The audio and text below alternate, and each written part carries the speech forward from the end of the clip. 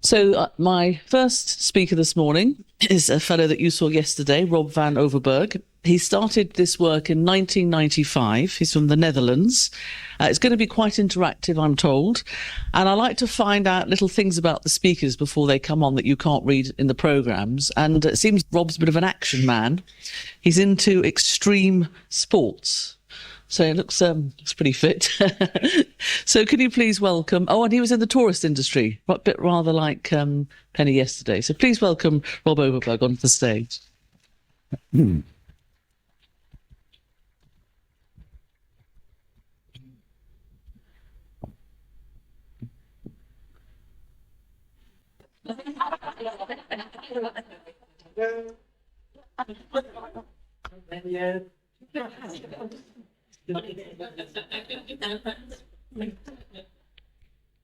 Before the presentation, not during the presentation, power stands. I learned so much the last couple of days. It's amazing. First, I learned that cuddling is good for your health. Then I learned sex is good for your health. And then the best thing, Anton gave us a strategy how to increase the length of a finger.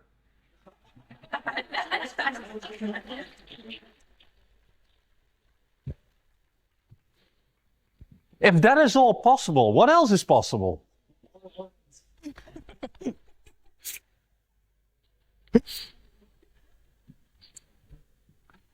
My name is Rob Van Overbruggen from the Netherlands, so my English is a little bit different, like most of us.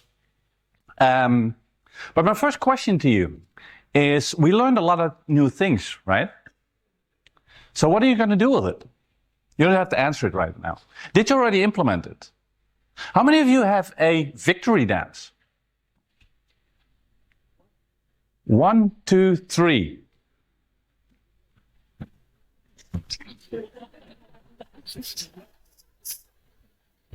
David, practice more. So there are like 3 or 4 people who have a victory dance. And there are like 80 people who learned how to do a victory dance. So that's about implementation, right? Hearing something, doing something with it. So my question to you is now, please stand up. Please stand up.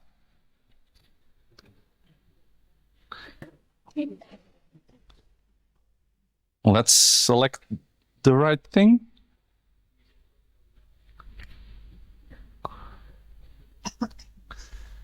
And practice your victory dance.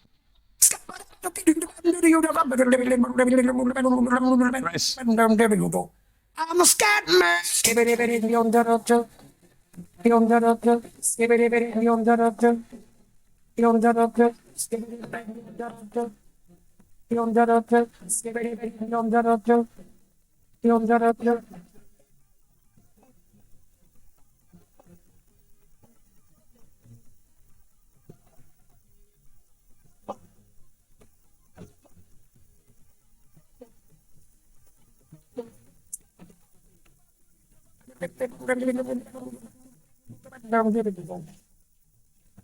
Everybody still one way or the other, so check out my message to you.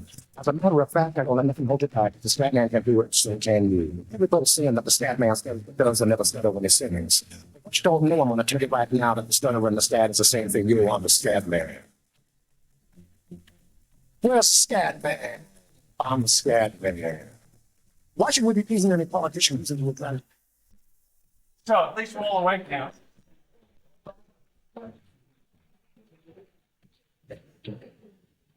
So a little bit more about myself, if that's okay. Because some of you know me already, some of you I'm new, and some of you think I'm strange.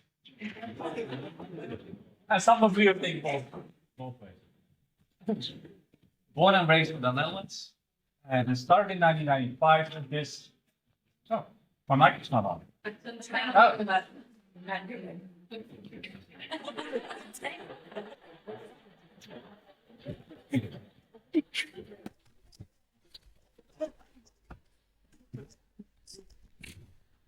So now it's on again? Yeah.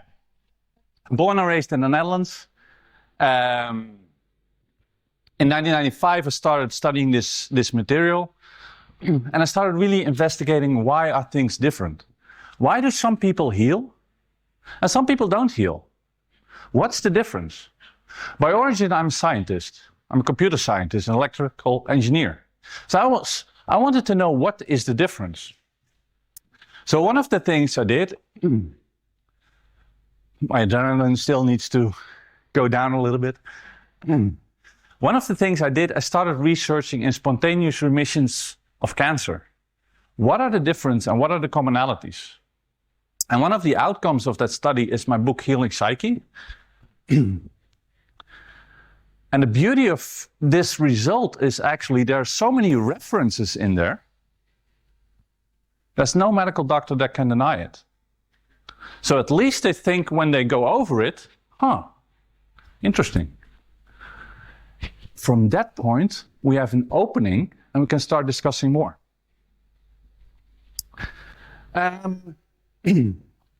If you only remember one thing of this entire conference, it's this secret formula.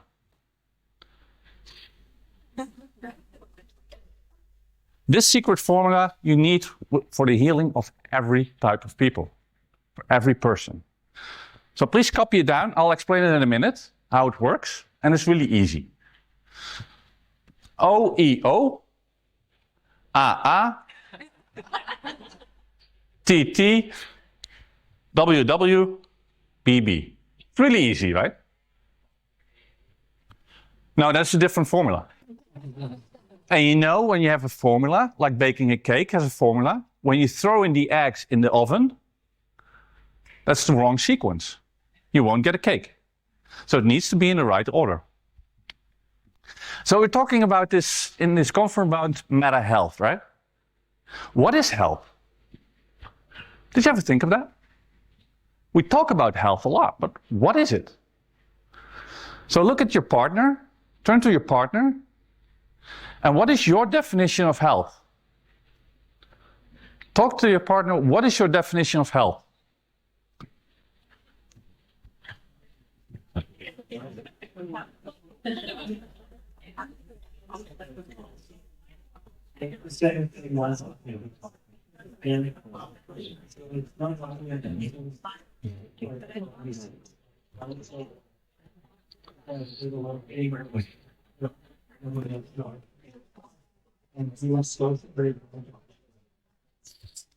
Okay, finish up.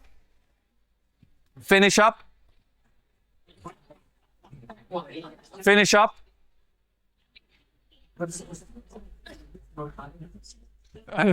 Short time. You can continue talking. Yeah. So can I hear one or two definitions? What is health? Who wants to share? What is health? Marianne? Acceptance and curiosity. Very nice definition. Anu? To be alive. Great. To have balance. I love these definitions, Suzanne. To feel good about myself. Brilliant. That shows that this is an advanced group. Go in the street, ask what is health when I'm not sick. Even if you look at the formal definition of health from the World Health Organization, it's the emotional and physical well-being. Totally unrelated to having symptoms or not. So it's all about well-being. And what is meta? Meta is on one hand an overview, and on the other hand, the next step, what is after. And that's a little bit the topic of this, what do you call this? Presentation.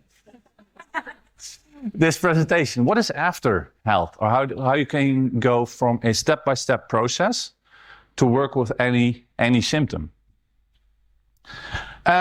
But my next question to you is rate your own health from 0 to 10. And write it down on a piece of paper, just for yourself. Just for yourself.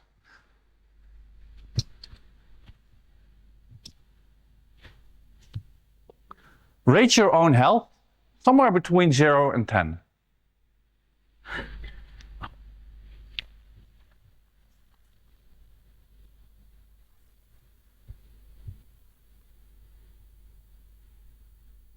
Can you hear some numbers?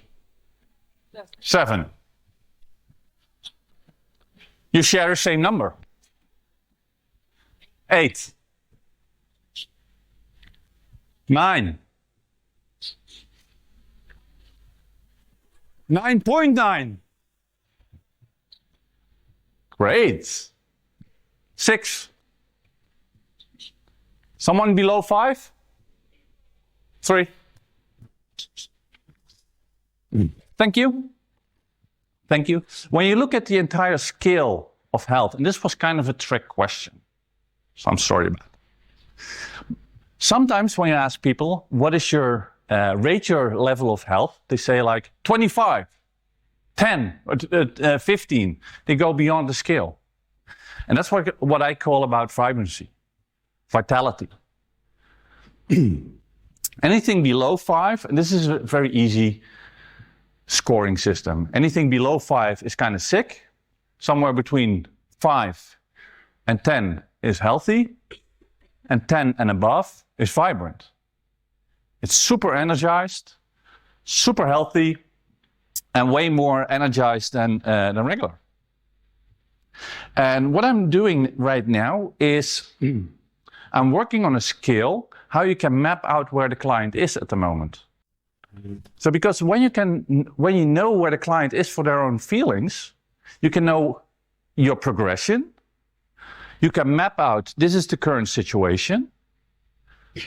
And you can also predict, like this is not going to be a one session deal. If a client is here and they want to be there, and you map it out, it's easy. It can be a one session deal. But those are the miracle cures. But it also explains very easily to the client that it might take a little, that they need a little bit more sessions. Because one of the problems that I face is when a client gets rid of their problems, they get rid of me.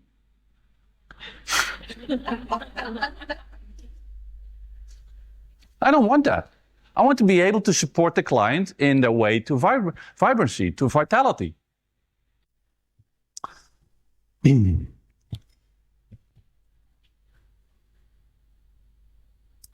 What I'm working on this is part of an extensive questionnaire that will be publishing in my new book, The Alchemy of Vitality.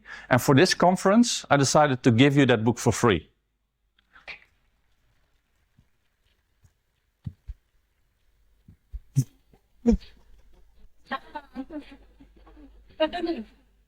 The only thing you have to do is make sure that I have your email address because it's not fully finished yet. I expect it to be finished in a few months. So make sure that your email is there, and I'll send the book to you. And I send also the handouts for this presentation and all the PowerPoints that I will be not using.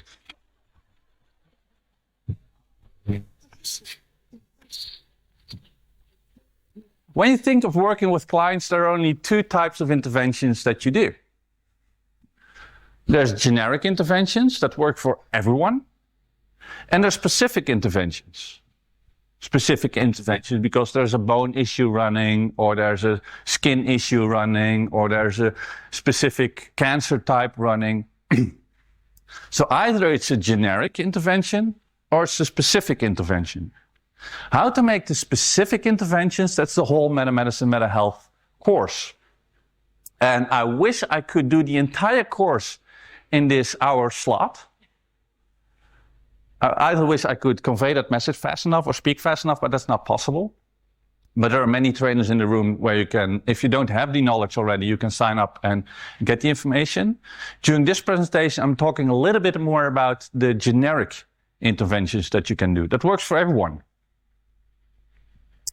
LJ and Diana talked yesterday about goal setting.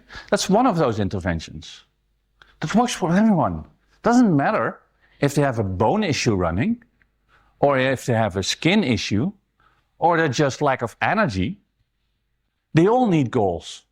Without the goals, you won't get there. And that's beautiful that they discussed that yesterday, so I can skip that part. Because there's a lot of research that setting goals totally changes your life. Setting goals, sometimes I call it having a mission. When you look at the spontaneous remissions of cancer, people who cured themselves and nobody knows why, one of the three things that they all did is they had a very compelling why. A very strong reason why they want to be healthy, why they want to combat the situation. And sometimes we think about goals that they need to be huge and really strong. And the example LJ gave yesterday, which was so marvelous, goals don't have to be huge or very impressive to other people, as long as they have power for you. Like the example LJ gave yesterday with his mom just visiting. That was for her, that's a huge, strong, compelling goal. For her, that's a reason to continue.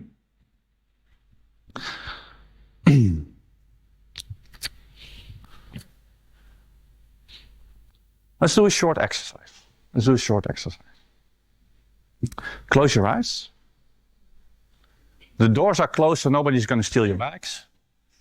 Everything is safe. Just close your eyes. And become aware of your thoughts and your feelings right now. And imagine you have to go to the hospital. And you see the environment, you hear the sounds, you even smell the smells. And you're later, and the doctor starts investigating you to see what's going on. And while you close your eyes there and feel the touch and hear the sounds, you hear the doctor say, "Oh my God, I've never seen this before." What are your first thoughts? What are your first feelings? Open your eyes. Write them down. What are your thoughts? What are your feelings? What are your beliefs? What beliefs do you form? Open your eyes. Make sure the eyes of your neighbor are open. What are your thoughts? What are your feelings? We're not going to share this, it's just for yourself.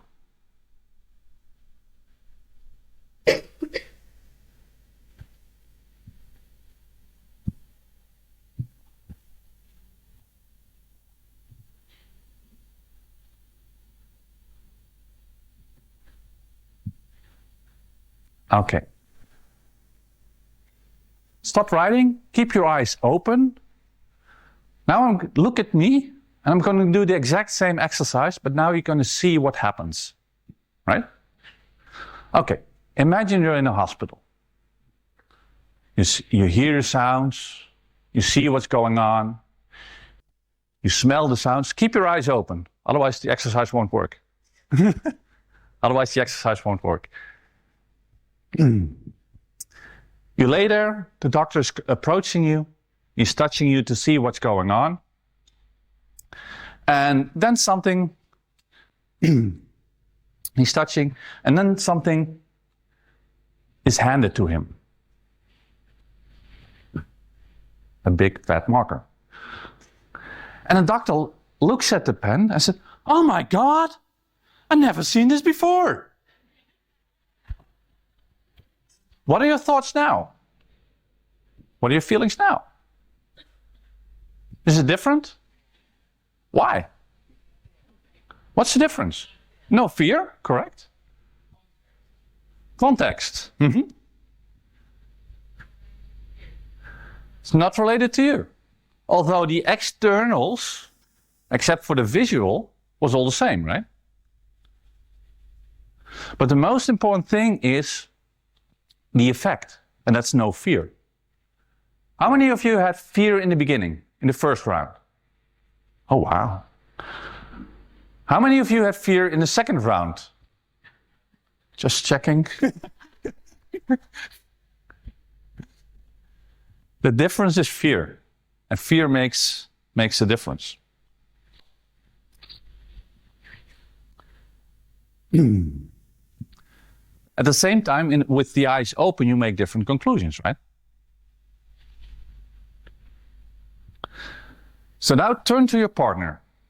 And this is going to be an interesting exercise. Turn to your partner, and if you don't have one partner, make sure you're in a couple of 3 people, a threesome. Just checking if there's laughter to see if there's a there is double connotation, but turn to your partner, and the exercise is do not communicate. Face your partner and do not communicate.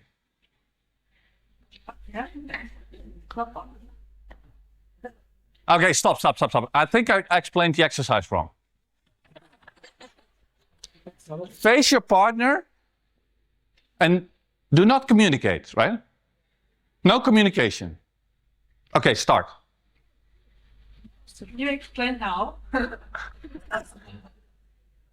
Okay, stop. I still see some people communicating.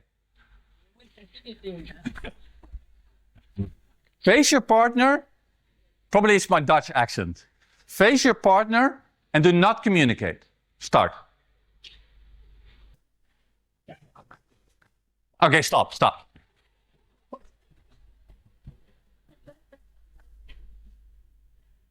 For how many of you was that really hard? For how many of you was it really easy? And how many of you didn't understand the exercise? Is it possible, right? It's not possible to look at a person and not communicate. You can shut up. You can say nothing, but it's not possible to not communicate. Even if you turn your backs towards each other, it's still communicating. So everything as a therapist, everything you do, everything the specialist or the therapist or the doctor or whoever is the practitioner does is a form of communicating. Sorry, say that again. Everything you do as a therapist or as a practitioner or the doctor does or the specialist does or the hospital as a building does is communicating. And you need to be aware of those small communication patterns to start breaking them down, because they will have an effect on you. Even in a very simple form, like here in this room. I'm standing a little bit higher. On one thing, the most important thing is that's practical, so I can see everybody and everybody can see me. But it also is communicating. Because it's different when I stand over here than when I stand over here. Or even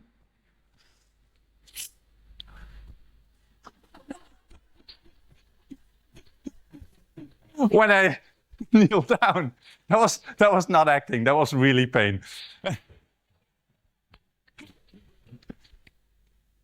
So you can never not communicate. So why do I say this? Because you need to be aware of yourself and what you think as a therapist when you work with people. Because there's 3 main pillars in any healing. Any healing, doesn't matter. If it's a severe disease or if it's a very light, not well-being. One of the things is we just talked about, and Diana and LJ talked about, is setting goals. Why do you want to get well? Or why do you want to be more vibrant? The second thing is work on your emotions.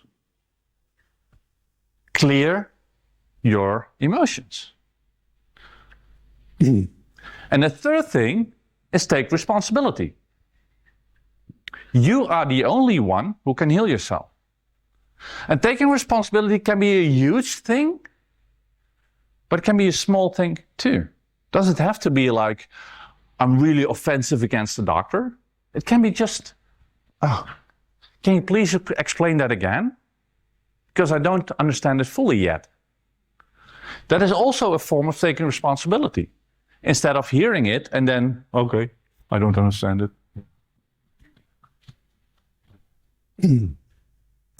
So having a goal, having a compelling why, clear your emotions, take responsibility.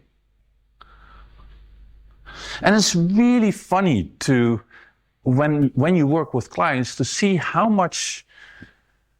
many times they try to put the responsibility to you. I don't know if you ever experienced this, but you give the client some homework. How many of you give clients homework? Okay. Do you notice that some clients play this game like, okay, that's good. Can you please write that down for me? They ask the therapist to write it down. Who takes responsibility for the homework? The client actually puts more responsibility to the therapist. Please write it down. What I say is, yeah, I think it's better you write it down because you recognize your own handwriting. But it's putting responsibility back to the client. And there's a great deal of science behind this. A great deal of science. One of the best research I've found, and it was the most impactful for me personally, is a study they did in the Netherlands with pain medication. With pain medication, whatever the sound was. They did a study with people who were on pain medication, and one group was able to control their own medication. They could give themselves more or less medication.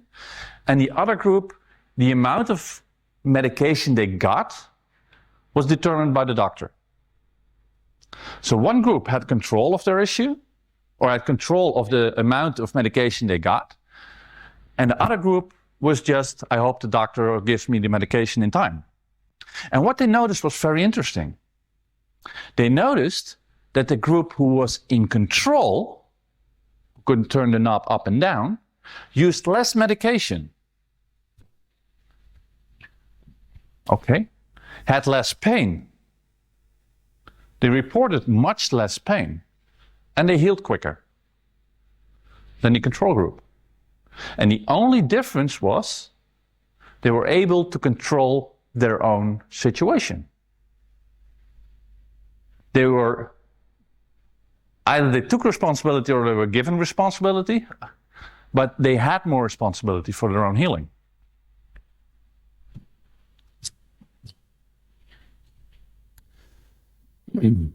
Something you often encounter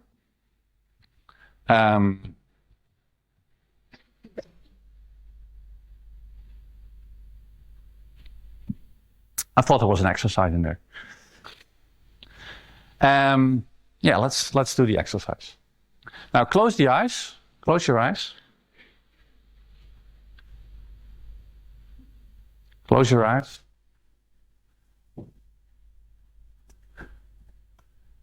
And the doctor says, you have this terrible disease. You have this terrible disease. Okay, now open your eyes. Kind of a very short exercise, right? What happens to you? There's all kind of processes running. There are all kind of processes running. You start thinking about it, you start, how can I heal? What can I do? What do I need to do? And all these things start. Before I offend anyone, is there anyone a medical doctor here? Okay, cool. I'm not going to offend you guys. Is there anyone here that's a witch doctor? Please go out of the room.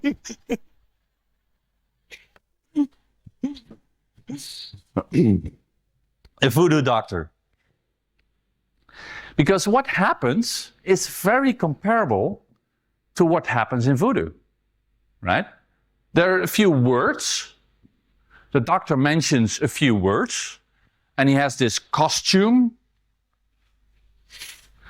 a white costume, because that belongs to a certain voodoo tribe, right? A white costume and certain props, like a stethoscope, thank you, and other props like a huge tent of brick and mortar. So they have all these props. And the only thing they do is they say a few words. And things start working. What does the voodoo doctor do? They have a costume, maybe a wig and feathers or whatever.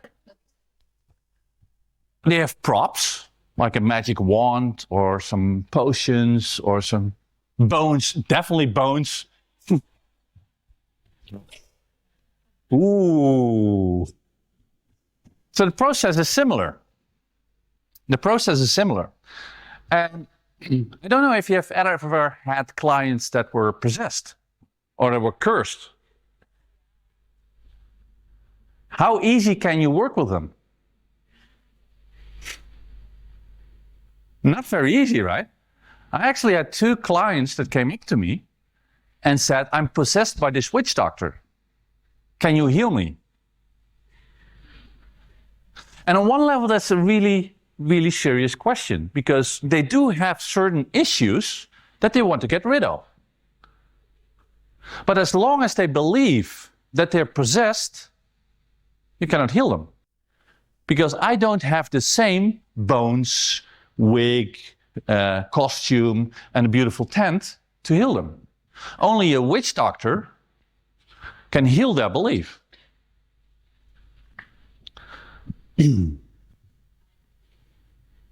Okay, that's fine. The person. Correct. The witch doctor cannot heal them. But as long as they believe that they're cursed, they give all the power to the religion and to the witch doctor's purpose that only a person who is higher in the witch doctor's hierarchy, the super witch doctor, or the same witch doctor, can heal them. Can heal the curse, and whereby they can heal themselves.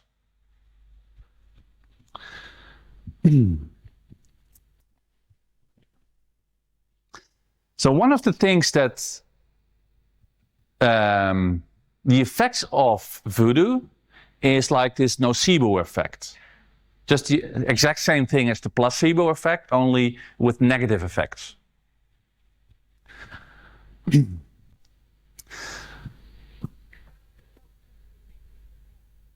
Doctors give suggestions. Doctors give ideas, doctors give diagnoses, and depending on the person's belief system, they take that on and that might start into a negative belief system. Or a positive. Yeah, definitely. So Tony Stewart was talking about bringing EFT into the NHS. My proposition is to bring voodoo healers into the NHS. So we can heal those beliefs. But then 21st century voodoo healers.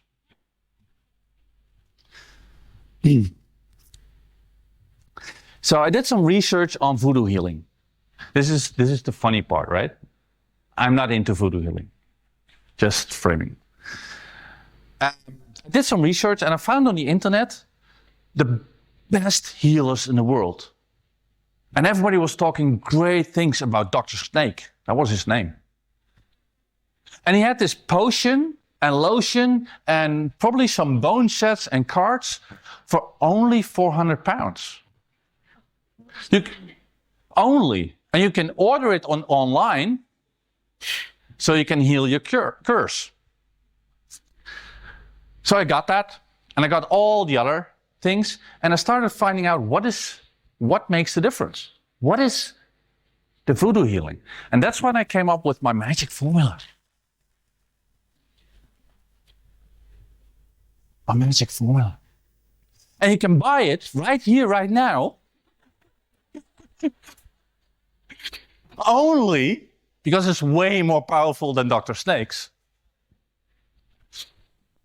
To understand this formula, close your eyes for a second.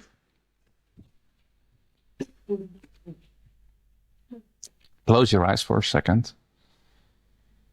And listen to this piece of music. Hey, witch doctor, give us the magic words. All right. You go ooh, ah, ting, ting, walla, walla, bing, bing. Open your eyes. Walla walla bing bang. Ting tang walla walla bang bang. Ting tang walla walla bing bang. Ting tang walla walla bang bang. Ting walla walla bing bang. Ting tang walla walla bang bang. Ting walla walla bing bang. Ting walla walla bang bang.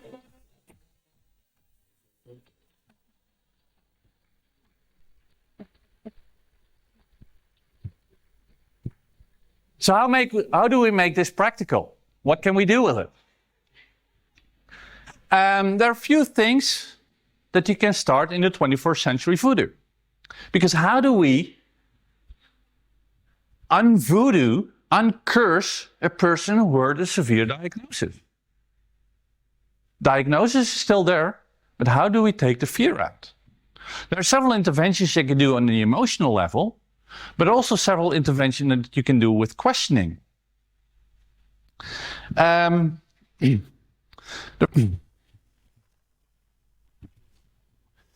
a piece of paper and put a dot on it. Put one dot on the piece of paper.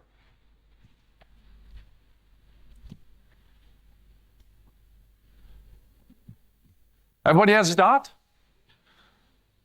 Good job. Now draw a line starting from that dot in the right direction.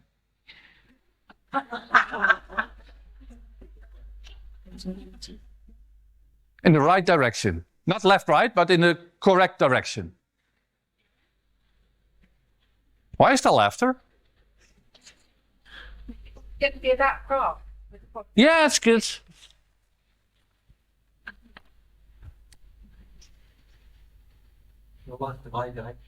Show us the right direction. Very good. What is the right direction? If I make a graph out of this dot,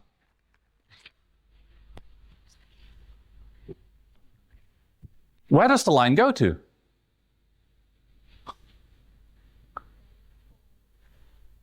It goes, if this is time, it goes forward, yeah? But does it go up? I don't know. Right? Now let's take a look at what often happens with diagnosis. They make a snapshot of the body. Snap. Based on that snapshot, they start seeing what's going on. Okay, they have cells here, and they have a process there, and a little bit of inflammation here, and there's something going on. Okay. Maybe they take a biopsy to see how the cells react at that moment in time. Right? That's the green dot. Then they start planning and giving you a suggestion what you should do in the next month, next week, or whatever. A therapeutic suggestion. So if you make this the time axis, this is the time of diagnosis, and this is the time of the treatment. Does it make a difference if at the time of treatment, where the green dot is, does it make a difference if at the time of diagnosis I have a lump of this size, whatever the lump is, and at the time of treatment that lump is this size? Does it make a difference? A huge difference. Because based on one moment measurement, you cannot predict the future. You cannot predict the future based on just one element. You need at least have a process, a second measurement, to see if it's stable, to see if it's growing or whatever, or see if it's declining. And that's also something I want to give to you as one of the questions, if it's your own health issue or one of the health issues of your client. Try to get at least a medical progression or regression, or at least a second measurement time before the treatment. Because if it's stable, hey, it might be stable for the next 55 years. And if it's decreasing, hey, oh, let's wait another 2 weeks. Let's see what happens. And if it's growing, okay, we need to act fast. This is not alternative. This is just looking at some facts. What is going on? So make sure you always have 2 points of measurement.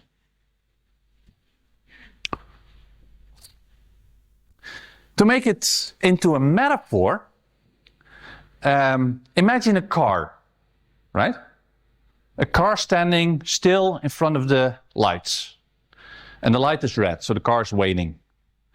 The light turns green. So what does the car or the driver do? Puts in the gear, start pulling up, right? So there's a certain increase in speed. So I make a picture of the car at that moment in time. So for example, the car is increasing in speed 10 miles every second, for example. Oh, that's going to be dangerous.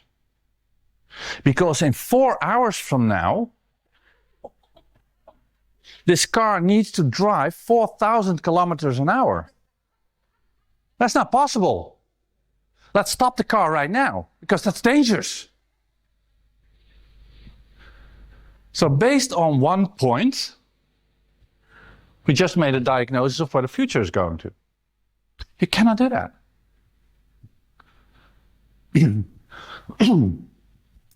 So on a very practical way is what I suggest to clients is go at least after the diagnosis and before the treatment, go to the physician and ask for a second scan or a second diagnosis or a second opinion. Not a second opinion, because that's going to a different, but a second measurement point.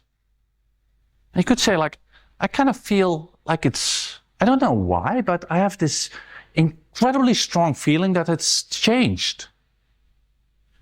Can you please check? Even if you don't have that feeling, but.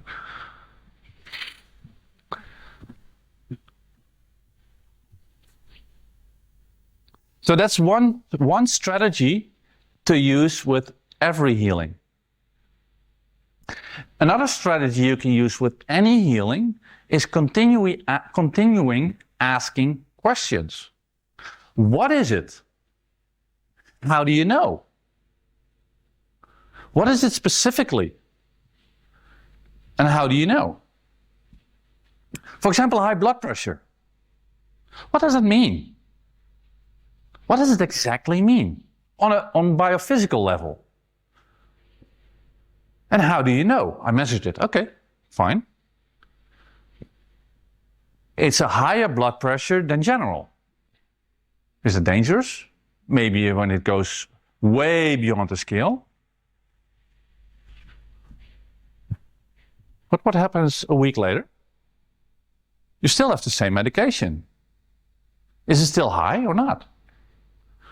The client cannot know, unless they buy the devices, if their blood pressure is still high. Or if their bone decalcification is still going on. Or if their cholesterol level is still at a certain level. So try to get more measurement points.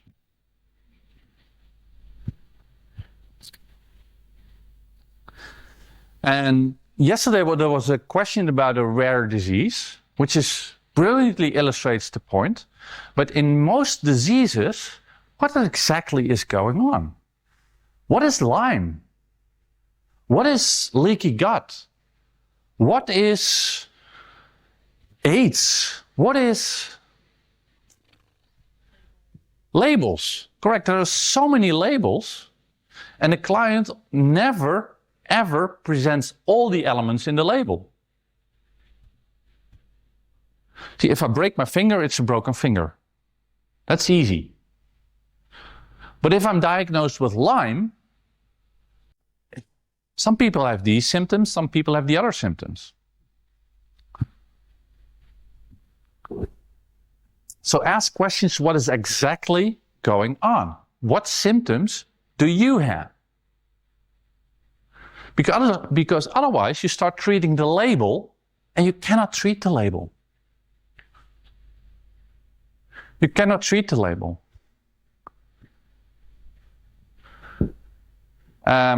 Just a quick. I see a sign, but I have no clue what's on there. 5 minutes? Okay, how many minutes do I have left? About 7. Oh, that's a relief. That's a relief. The other thing that you need to remember is to denormalize the diagnosis. Denormalize is a long word for making it back into a process. Because you have Lyme, you have cancer, you have high blood pressure, the label is stuck on you, but what is the process? And notice what happens when somebody says to you, you have eczema, compared to the process of there is a process running and sometimes you have more and less itchy in your skin. Which is more severe? Which feels more severe? The first one, right? Or let's take a very heavy diagnosis. You have cancer. There are cells that grow a little bit faster than we used to, than we are thinking that it's healthy, and we don't know why yet. Basically the same thing. But it takes a lot of the fear out. And I'm not doing any therapeutic interventions at this moment, right? I'm only asking questions. I'm doing interventions, but I'm not tapping or doing a hypnosis or NLP or whatever. I'm just asking questions. Yeah. But that's an intervention that people can do themselves too, easily. Or another label where it's really easy to bring it back into a process is chronic fatigue. I have chronic fatigue. Bring it back into process. Sometimes I'm extremely tired, and sometimes I'm not so tired, which is less severe than I have chronic fatigue. And those are a couple of generic interventions. Generic interventions to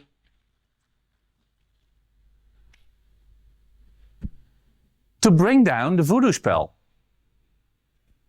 and to give more power to the client.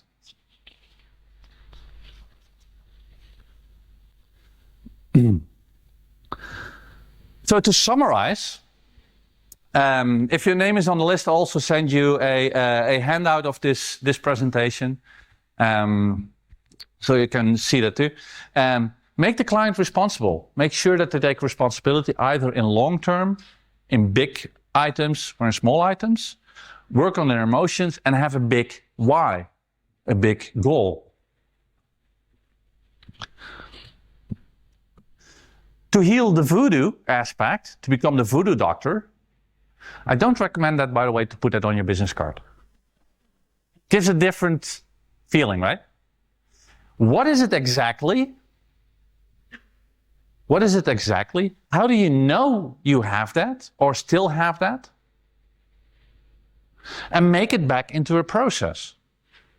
Just by making it, what a process, that's the beauty of it. Making it into a process means there's movement. And it's easy to move something that's already in movement than something that's stuck. And most diagnoses are, as a terminology, stuck.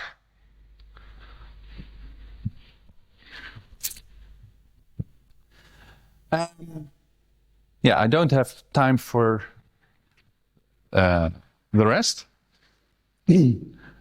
Something else that I want to give to you is think of how you can support, and that's more on a business level, think how you can support your clients after their symptoms are gone. How can you provide more value to them so that they stay, in some way, stay your clients, and you can still earn money? Because I believe the more money the therapist makes, the more people they can help. And even the more people they can help that cannot afford you. A few things. If you want to order my book, it's kind of sold out here right now. But if you want to have a signed copy, let me know and I'll ship it to you. And I was asked to kind of promote the articles that Ben wrote. Brilliant articles on prostate cancer and breast cancer. Just write your name on the list near the entrance with Dagfried. Please stand up, Dagfried. And they're only $400 with a $400 refund. And just for this conference, I didn't create, but the charts are half price. So that's about all that I wanted to share with you. I have more wanted to share, but I really would like to thank you for being here and being so brave to still be here on Sunday, even though some of you never saw me or the other presenters before. So it's really brave. So thank you, and spread your word.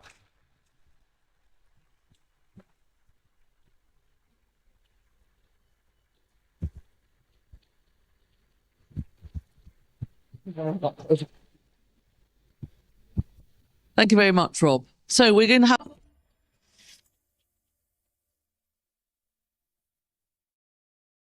Do you want even more free videos? Just go to free.biocompass.org and we have a ton of more stuff for you.